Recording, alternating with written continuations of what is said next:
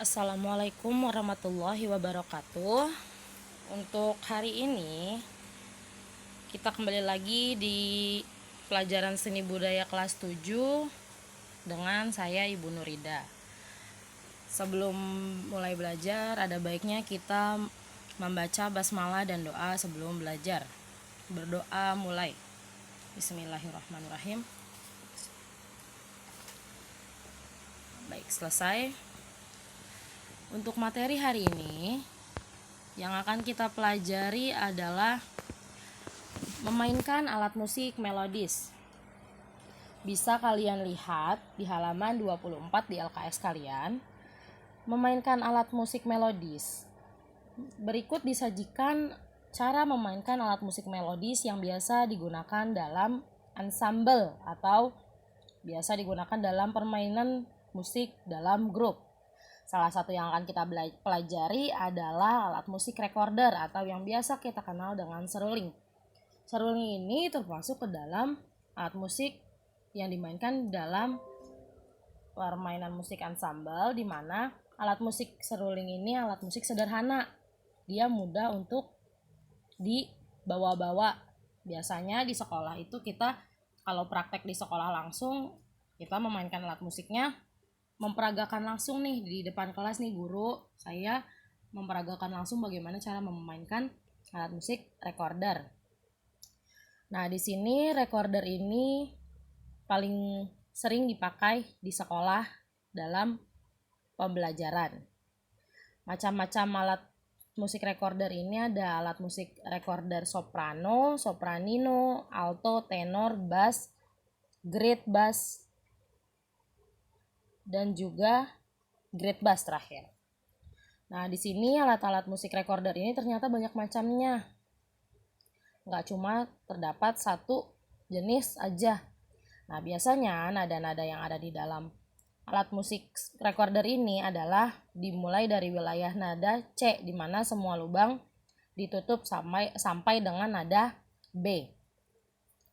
Lihat, di dalam LKS ada gambar nada C seperti apa, nada D, E, F, G, A, B. Cukup sampai B aja nih yang biasa digunakan di dalam seruling.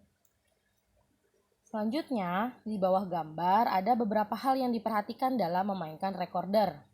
Yang A, ada di mana posisi jari pada tangan kiri saat memegang atau memainkan recorder. Yang pertama, ibu jari menutup lubang oktav, jari telunjuk menutup lubang 1 yang pertama di atas. Lubang oktav itu letaknya ada di bawah sendiri dia. Kalau untuk lubang 1, 2, 3 adanya di atas, di depan yang dapat kita lihat. Lalu posisi jari tangan kanan, di mana jari telunjuk, jari tengah, jari manis, dan jari kelingking saja yang ada di atas. Untuk jari ibu jari ada di bawah juga, namun tidak menutup lubang, hanya sebagai penyangga. Lalu yang C, untuk menghasilkan nada tinggi, lubang oktav yang ditutup dengan ibu jari dengan tangan kiri dibuka. Jadi ketika kita menutup semua itu nada C, nada rendah atau nada biasa. Ketika kita akan memainkan nada tinggi, jempol yang di bawah tadi, jempol kiri kita buka agar nada yang dihasilkan nada tinggi. Lalu bagian D, kepala tegak dan bahu wajar tidak tegang. Jadi ketika memainkan alat musik jangan kaku, sehingga kalau kaku itu angin yang masuk, udara yang masuk ke dalam recorder tidak akan maksimal. Yang E, dada membusung dan kedua belah siku terangkat sehingga tidak menyentuh badan. Karena tadi kepala tegak, posisi pun harus tegap agar dalam memainkan pernafasan kalian itu akan teratur. Yang F, sumber tiupan letakkan di atas bibir bagian bawah dan bagian atas menyentuh sumber tiupan dengan wajar. Jadi jangan sampai ketika kalian menyentuh ujung lubang udara itu yang menyentuh adalah lubang bagian dalam, tapi menyentuh adalah bibir bagian dalam. Jangan, karena kalau seperti itu untuk udara yang masuk itu akan basah karena terkena liur. Jadi bibir yang terkena adalah harus bibir bagian luar. Lalu yang G, jangan memasukkan bagian kepala terlalu dalam sehingga menyentuh gigi dan jangan digigit. Seperti tadi, kalau tadi akan terhalang sama air liur, kalau yang ini udara yang masuk tidak akan maksimal jika digigit. Dan juga ketika terkena gigi itu udara yang akan masuk ke lubang itu tidak maksimal semua udara masuk, atau bagian untuk dalam menghasilkan suara itu tidak akan bagus.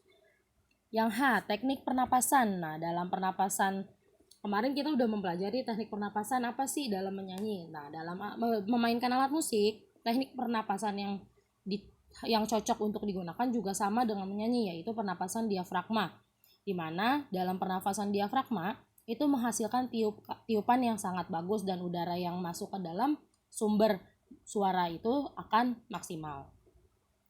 Yang I, tuning pada recorder atau menyelaraskan nada. Jadi nggak cuma gitar nih yang bisa kita setel, ternyata recorder juga bisa. Recorder itu terdiri dari 3 bagian.